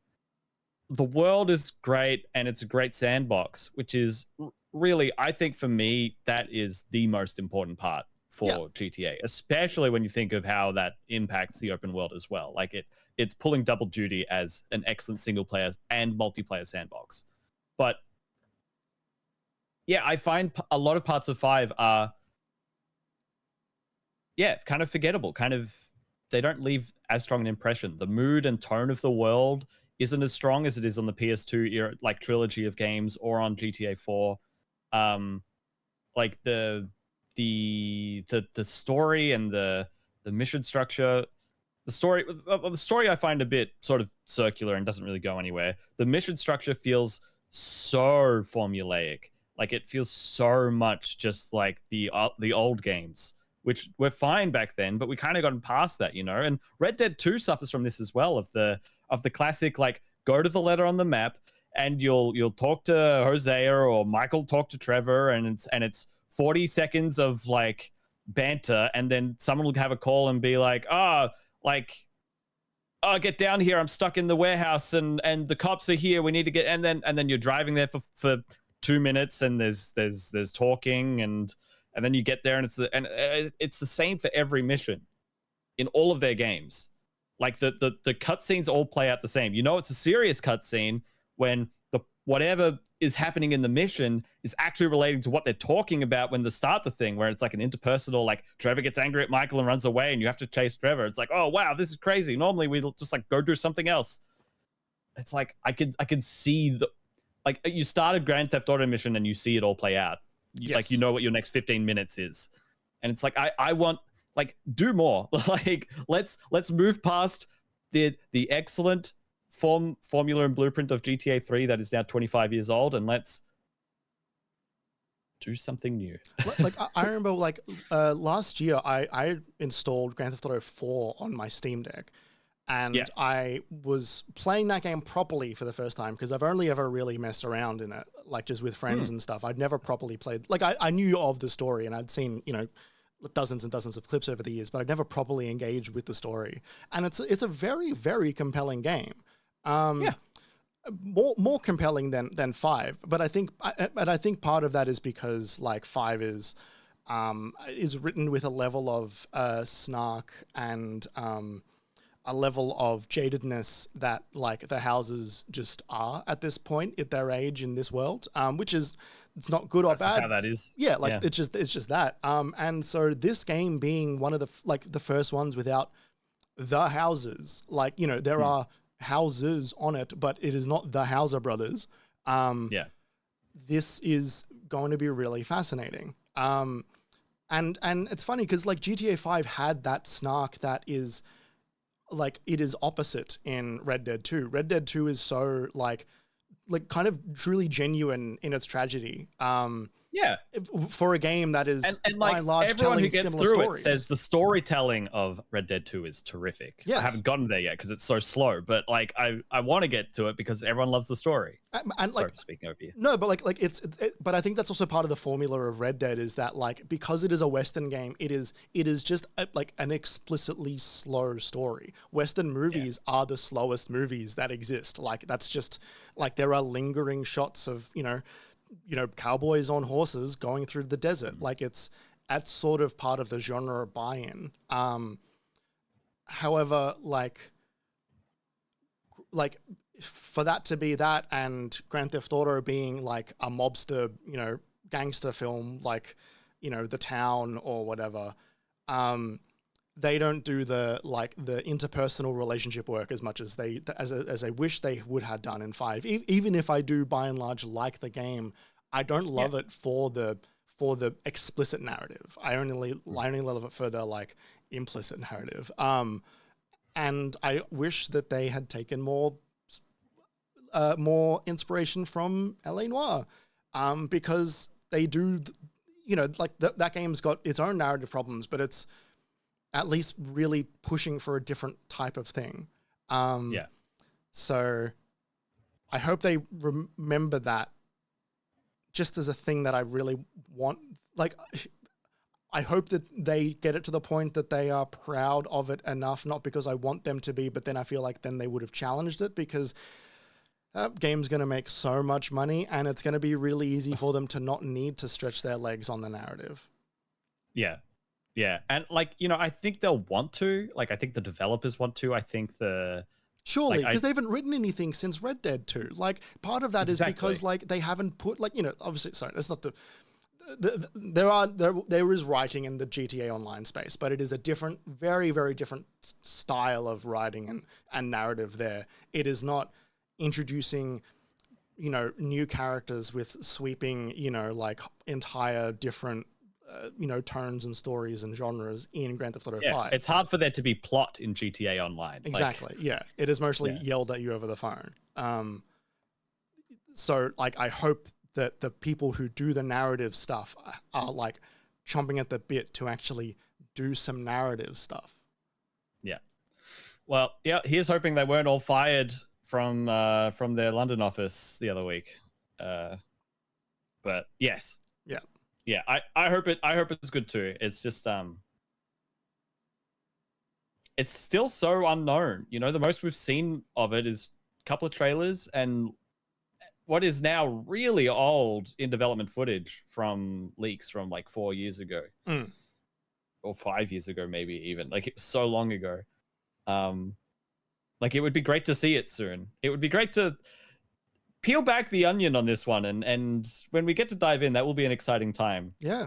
But yeah, I hope they are able to make it exciting for itself, and not just because it's the next one, not just because it's been a while. Like, I hope they're able to make it something. Yeah. Yeah. All right. What's next? I've only got one more, so. Okay. I'll rapid fire this one. This is just this is something I tried last year and burned out on real fast. But what if I got good at fighting games this year? Okay. All right. You know, I got Street Fighter 6 when it was cheap, and I started trying to play it. I started trying to do the tutorials, and they've got really good onboarding in that game for like, you're playing as Chun-Li, like here's her combos. Like, try to do this thing that's good for this kind of attack. And like, you need to know all of that. It's so funny because when I was playing those and then failing and being bad at it because I'm new at it, and being annoyed because I don't want to be bad at it, I just want to be good at it so I can enjoy the game. I found I had one night where I was just trying to get good at this one thing, and it was late and I should have stopped, and I just kept going, and then the cat was like swimming around my ankles, and I'm like, oh, I'm doing this thing, and she like sticks her claws in me. I'm like, I'm trying to be good at this thing I'm bad at. And I haven't gone back since. And it's funny because I found that through doing that, I got an understanding of like what like Street Fighter is actually, or fighting games in general, are actually demanding of you, which is such a strong and comprehensive understanding of not only the foundational mechanics of the game, but how each character moves, what combos they're likely to pull off in what situations, so you can read those, react, anticipate, adapt, bring something forward. And I was like, oh, this is giving me similar feelings to like jazz improv from like when I was used to play music, where it's like, you know, you go into the practice room and you learn your scales and your arpeggios, you learn some different patterns.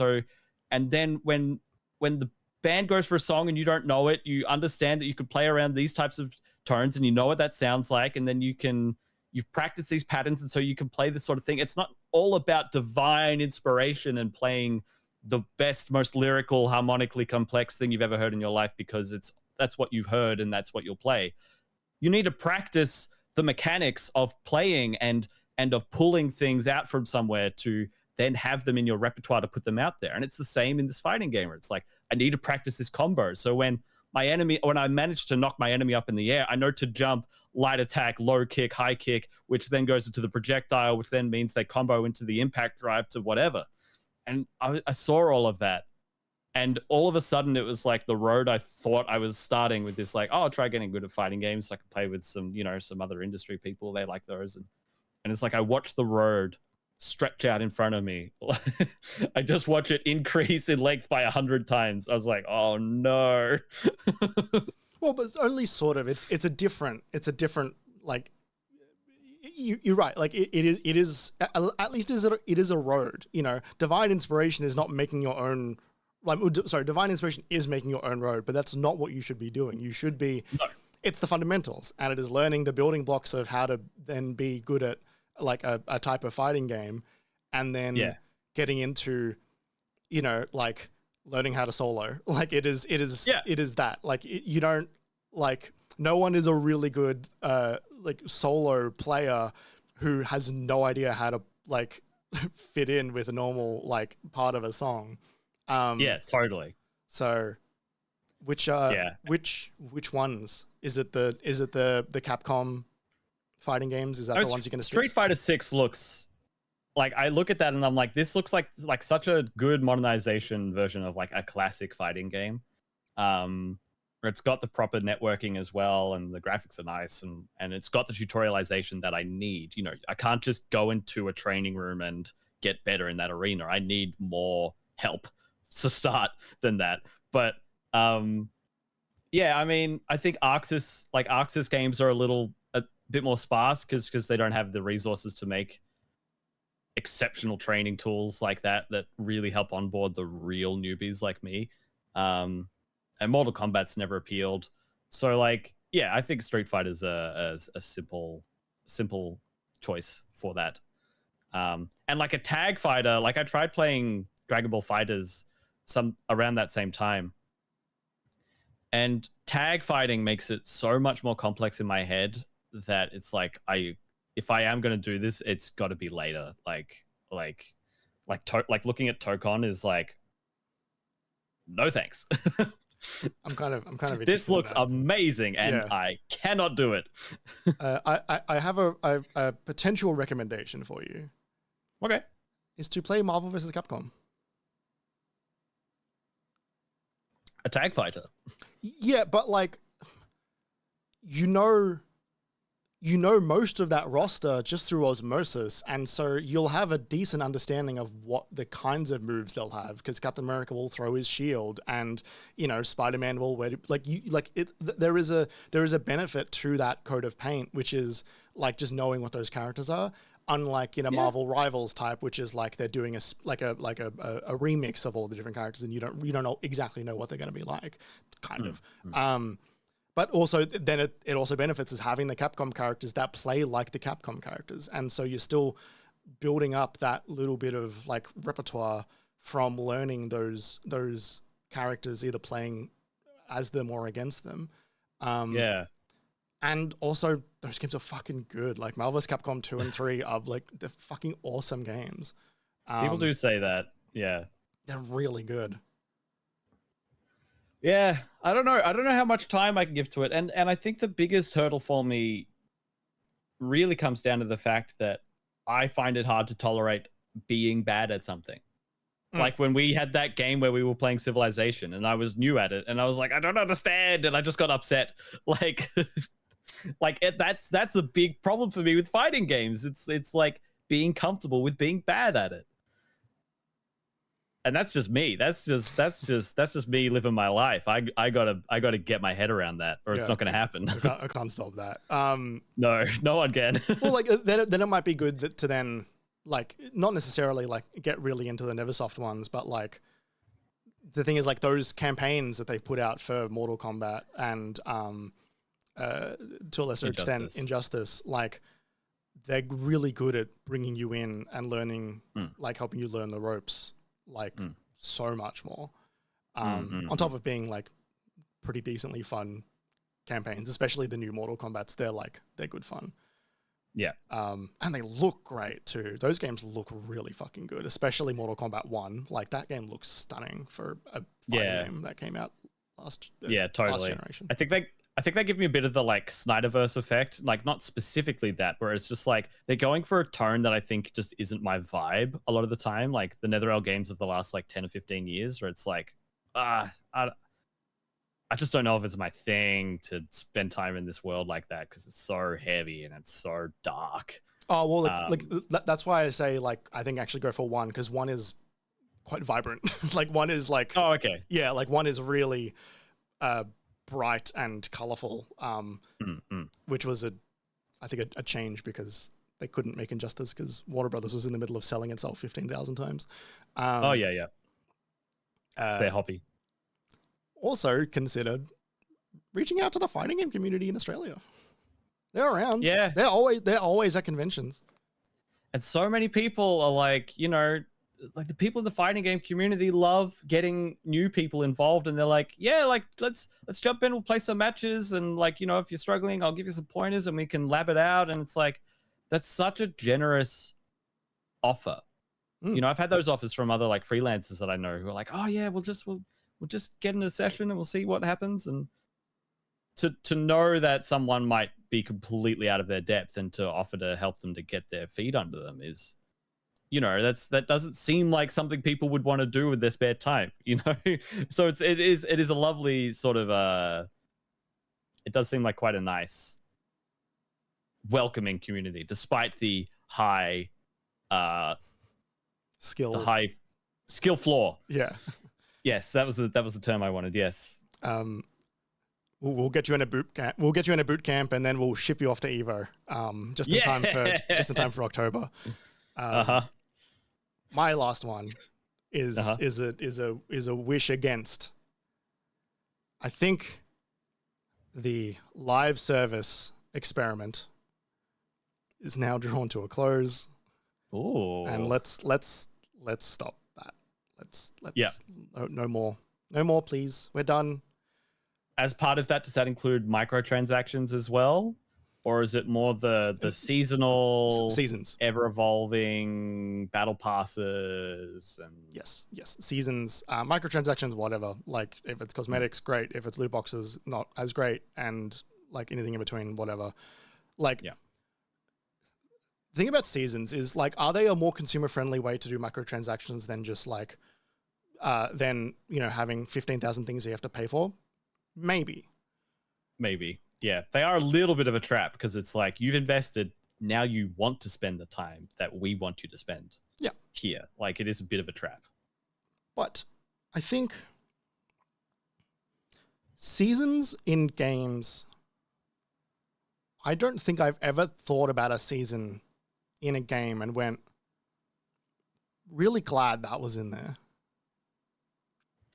Yeah. Like, I think like Fortnite does its own thing. And I think just as a rule for most conversations, honestly, we're just going to put Fortnite to the side for the moment because everything it does, like, does it do seasons better than other games? Yes. But they're the exception. It's an extremely different thing that has a lot more to it than just how they run seasons. It is the cross promotional stuff. It is all that, like it, and most of the stuff they do is not seasons anyway. It is mostly just like, we will sell you skins. Seasons in games, in like Apex Legends, in Halo Infinite, in Call of Duty, in Destiny, in any of these live service games, I don't think that it is a enjoyable part of these games. It is to some, but I don't believe that it adds explicitly something overall to the experience. It either creates a level of FOMO, which is part of it. They want you to be there and play it when they want you to play it, because then you're more likely to put money in. I understand that. But just from like a game perspective, from like an art or work or whatever perspective, especially in single player games, it just isn't good. And it's usually the same content that we used to get when Assassin's Creed would have put out a like crap $7 expansion pack 4 months later, and then the second one 12 months later. It's the same kind of... I ate those up for Assassin's Creed 2. I ate them up. I'm sure, but like that was because the game itself was so good, and and I was 15. But also, you would never say you've got to play Assassin's Creed 2 and these two crap expansions. Like, oh fuck no, of course not. Yeah, it is the the pre-order bonus expansion packs that used to exist in games. Like seasons are the equivalent of that, except. I can understand them, the interest in like taking a pre-existing mechanic in the game and turning it on its head. That's fun. Limited time modes, different. Season changes and season specific things is like, it's the equivalent of like reality TV. I just don't actually think it's really that engaging and really that exciting. It's like empty calories. Yeah. It is matter.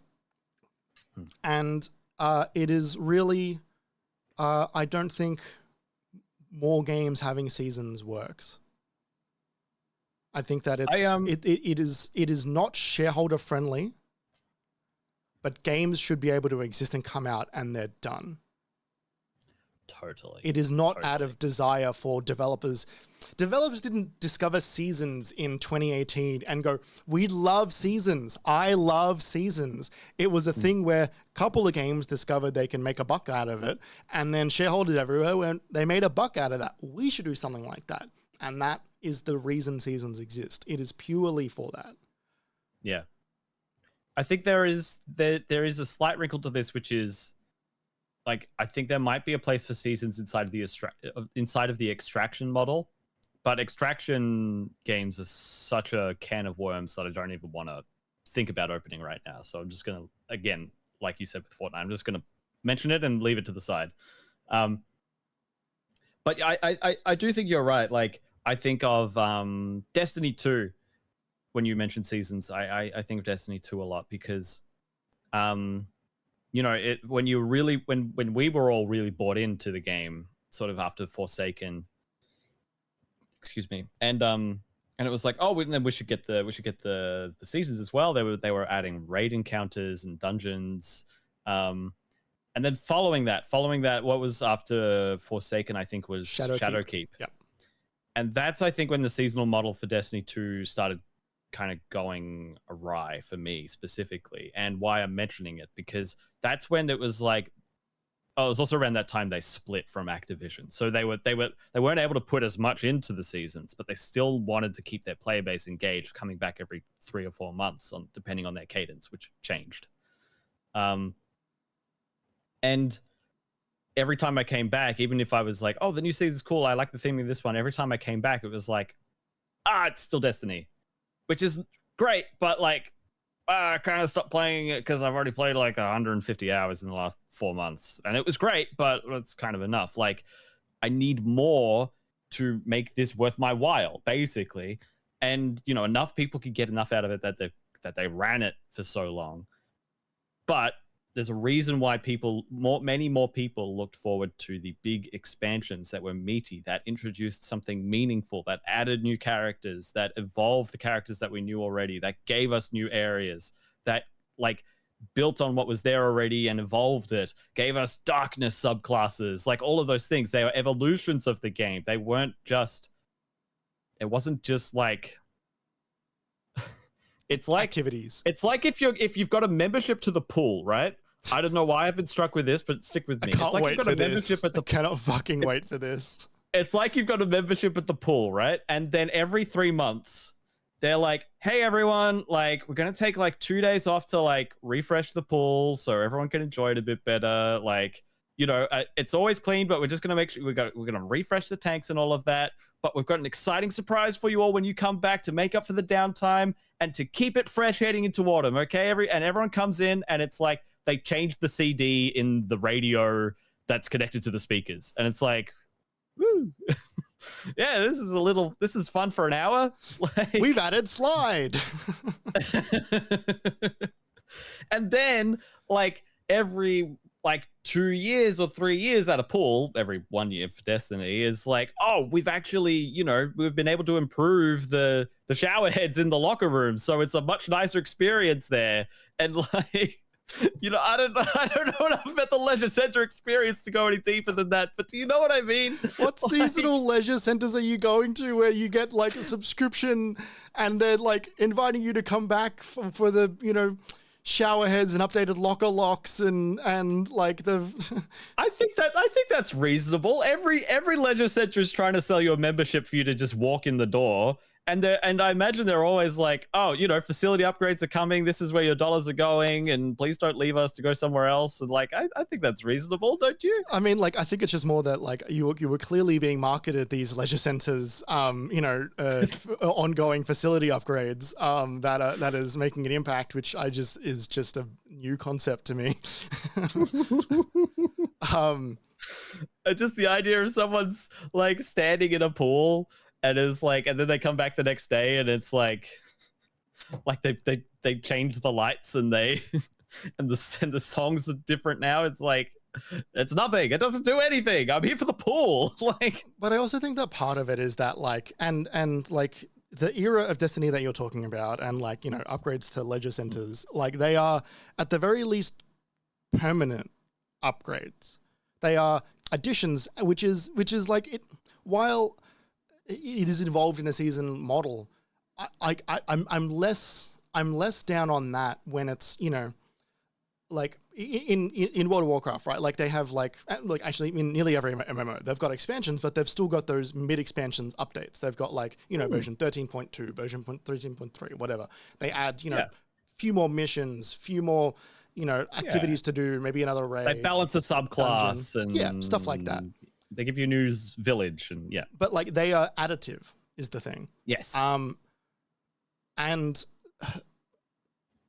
so much of seasonality on live service games that are especially multiplayer only, Fortnite is included in this conversation, is that it is stuff that is around for a little bit and then it is gone. And it expires. And Destiny has this now, and has for a while now. You know, Apex has it, PUBG probably has got it. Like, you know, games like that have got like a level of everything feels limited time aside from a drastic new map or, you know, like, you know, and, you know, rotating guns in and out, whatever. That's a whatever. But like the idea, Warzone is another one. Like they've got this stuff that gets brought in and it gets removed for new stuff, but it is on a rhythm that is not, the developers came up with what is the best version of this right now. It is a mix between like, you know, the next best thing that this game can be from the developers, and we're going to turn everything on its head. But again, it's not because they have decided that they seemingly every 100 days they can come up with something new. This one, like this season model, is built on a finance decision, and that sucks. And that is starting to dictate a level of design that is different to, you know, the folks at you know, Bungie in the Halo 3 days have got you know, 7 months to come up with the best 4 maps they can come up with. Like it's a different type of conversation that's happening there. And seasons bringing additive stuff it's different. I still don't love it because again, it is still that like subscription model, which like a churn. Don't love. But yeah, the churn is worse. It is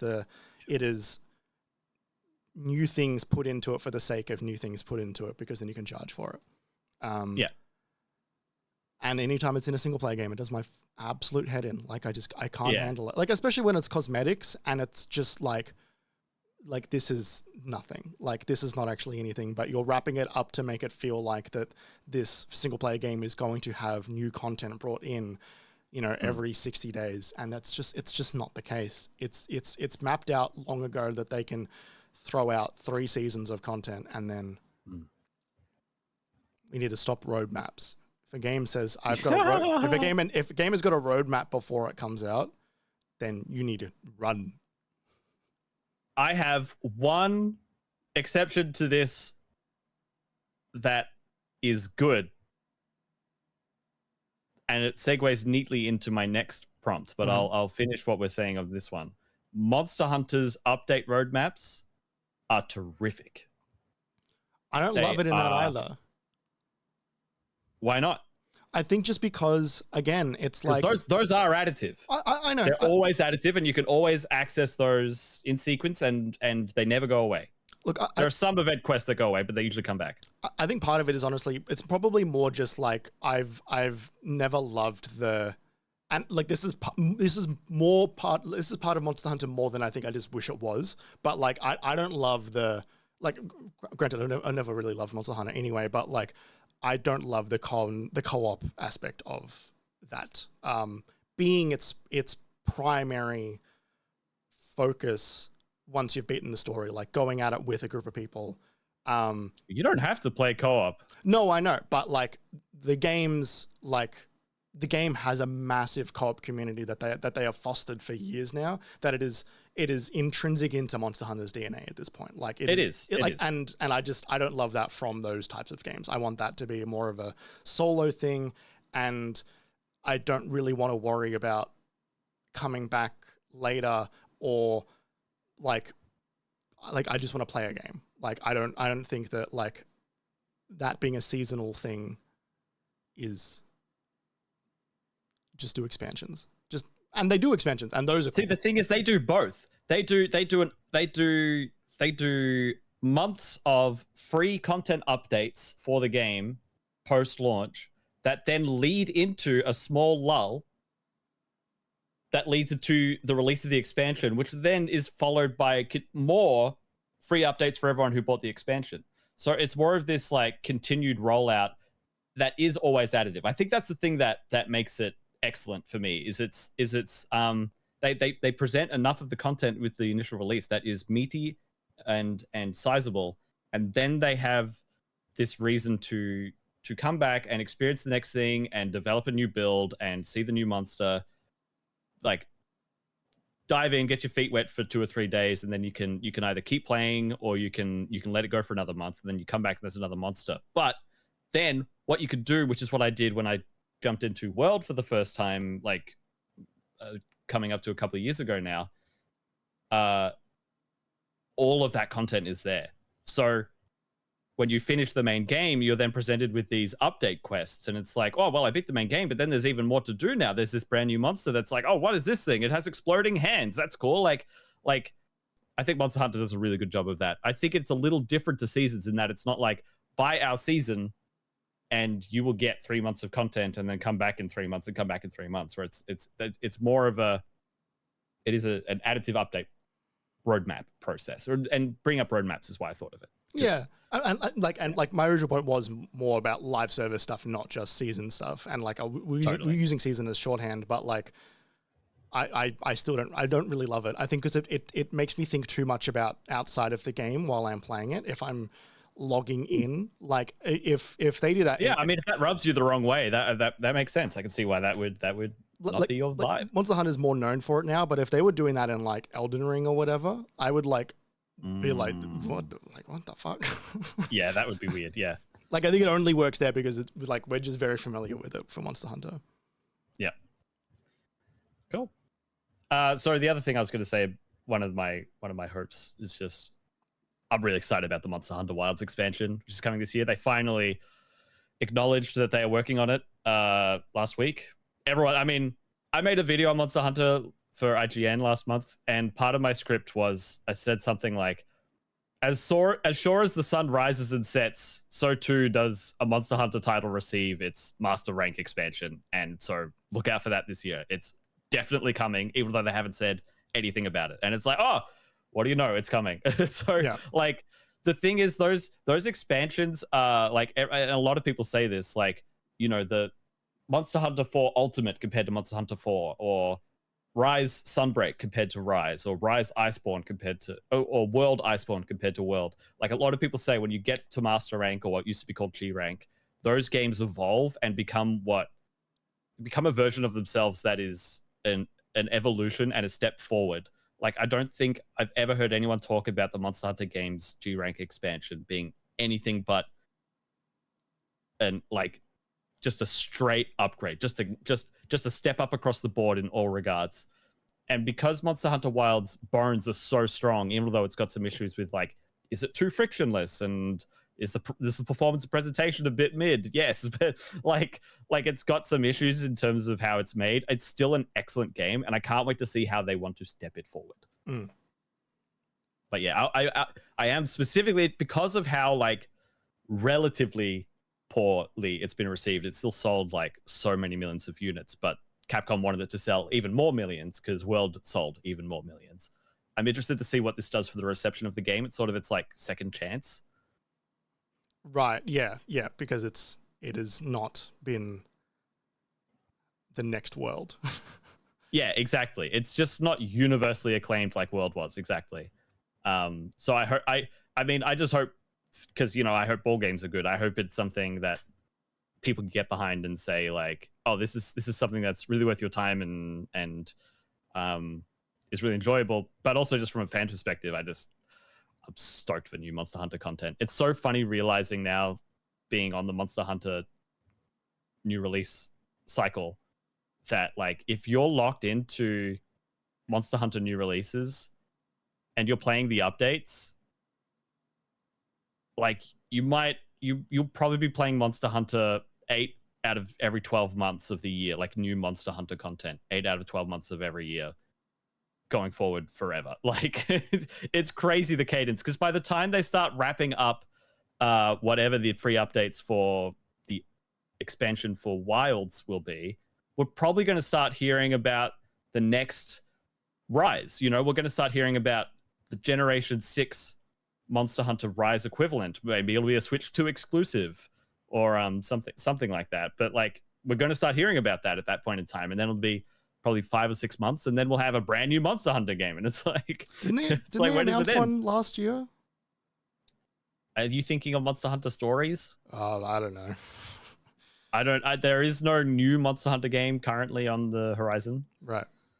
Monster Hunter Stories is the RPG that's coming out next month. That's 3. They've done 1 and 2. Right. I think that must be. There's more cartoony. Yes. That's Stories. Monster Hunter Stories. That's coming out next month. It's got Mila Jovovich in it? No. Not yet. She's in Hitman. No, she's in Bond. She is in Hitman. That's no. Point. Was she Hitman or Bond? No, Hitman. Hitman, right, yeah. It's Lenny Kravitz in Bond. Yes, it is. My man. And then the final one I've got here, and I don't know how much we have to even speak about this, but as someone who has a cartridge of Ocarina of Time on his desk, as he has had for like 10 years, I've been hearing occasional rumors about an Ocarina of Time remake. Have you been hearing these? I mean, like, it's a perpetual like one. Unsubstantiated, like, I don't know if people are just like hallucinating this or what kind of a situation. Like Tim mentions it because he's deep in the Reddits and kind of funny. And it's like, he's the only person I hear talking about it. And so it's hard to take seriously because it's like, I don't hear anyone else talking about this. Yeah. And so I hear that and I'm like, but it, like, also he's only hearing it from Reddit. He's not like got a guy. So like, exactly. And so we hear that, which makes me think about it, which is the main point of why I'm bringing it up. Because I think about, do I want an Ocarina of Time remake? And I'm pretty firmly in the camp of, I just don't want it. I don't want an Ocarina of Time remake. I don't want them to do that. Like, when you think of Resident Evil 4 remake or 2 remake, like, those are worthy sort of adaptations and evolutions. You know, some stalwarts of Resident Evil 4 are pretty... I know some people are like, they messed with the story and they touched more than they needed to and they made it worse. And 4 is such an old-timer that, I mean, you're probably going to get that no matter what you do. But so is Ocarina of Time. And as someone who is much more familiar with the source material for Ocarina of Time than I am for Resident Evil 4, I look at the prospect of a project like that and I'm like, I get some parts of it have aged, like in terms of the design, like knowing where to go for quests, it's a bit archaic. But I don't think we need to touch it. Like, I don't think we need to go there. Just give us the 3D, like, up-res ported to Switch, and I think we could call it. You know, I think. Look at you. So you're shaking your head. What is your impression of this hypothetical situation I've brought to the table? Look at you, always happy to have a remake of a game until it's your favorite. Like, look at that. Yeah. Also, Nintendo have been pretty good with their remakes. Expound. Metroid. Okay, much more. That's a 1-to-1, like, that's like a Blue Point remaster remake. Mm-hmm. Zelda. I mean, I would take that. When I hear Ocarina of Time remake, I think. Yeah, but Nintendo don't do remakes; they just do remasters. I mean, if it's just a fancy remaster, great, I'm all for that. I can do that. But like a from the ground up Final Fantasy VII remake, Resident Evil 4 remake, kind of. They don't do that. Kind of this like reinterpretation of the text sort of situation. If like the prospect of, and that's what I've been hearing when I've been saying Ocarina of Time remake. That's why I've said I don't want that, because when I hear that, I'm like, I don't want them to fuck with it. You know, I don't want them to mess with the bones of this thing. I don't think they've ever done a remake. Like, I just don't think that they don't have interest in that. Like, we will get a sequel We will get a direct sequel to Ocarina of Time called Ocarina of Time 2 before we get a remake of Ocarina of Time. Ocarina of Timer. Yeah. They just don't do it. Stopwatch. Yeah. Yeah, no, that's a good point. I mean, I'm thinking of Link's Awakening is even then, like it's close. It's close, but it is far more faithful than it is evolutionary. Yeah, I guess you're right. It's just not a thing that they've really had much of a desire to do. Which I think is both good and bad, because like I think like it is tricky for me to like playing Ocarina of Time. Like it's like you got to get into like the mindset of like old games, and like I don't think that it's not worse because it's old, but it is specifically Ocarina is like it is like such early in a point of that style of game that it is rough around a lot of edges, because it is borrowing like design sensibilities of, like 2D games and also trying to define 3D games. Yeah, and also like just game design back then was they were still getting their feet under them. It was like 13 years after Super Mario Brothers. Like they're still figuring out like what wasn't a good thing to include, or when was better to give a bit more guidance compared to not. Like there are some parts of that game that I'm sure could be made differently for a better experience. Yeah. But don't fuck with it. Well, like I think that like the thing is like I feel the same way about Resident Evil 4, which is like just fuck with it, because the original game is extremely accessible. Like it's more annoying when you can't get the original game and then you're presented with a remake, or like buy a piece of hardware that's $400. Like, but it's not that. Like, Ocarina of Time, granted, we're still figuring out N64 emulation. Like you can play that game. You can play Resident Evil 4. Like they are available for you to play. I don't love that I can't play Silent Hill 2 easily. I can only play the remake. That's annoying. The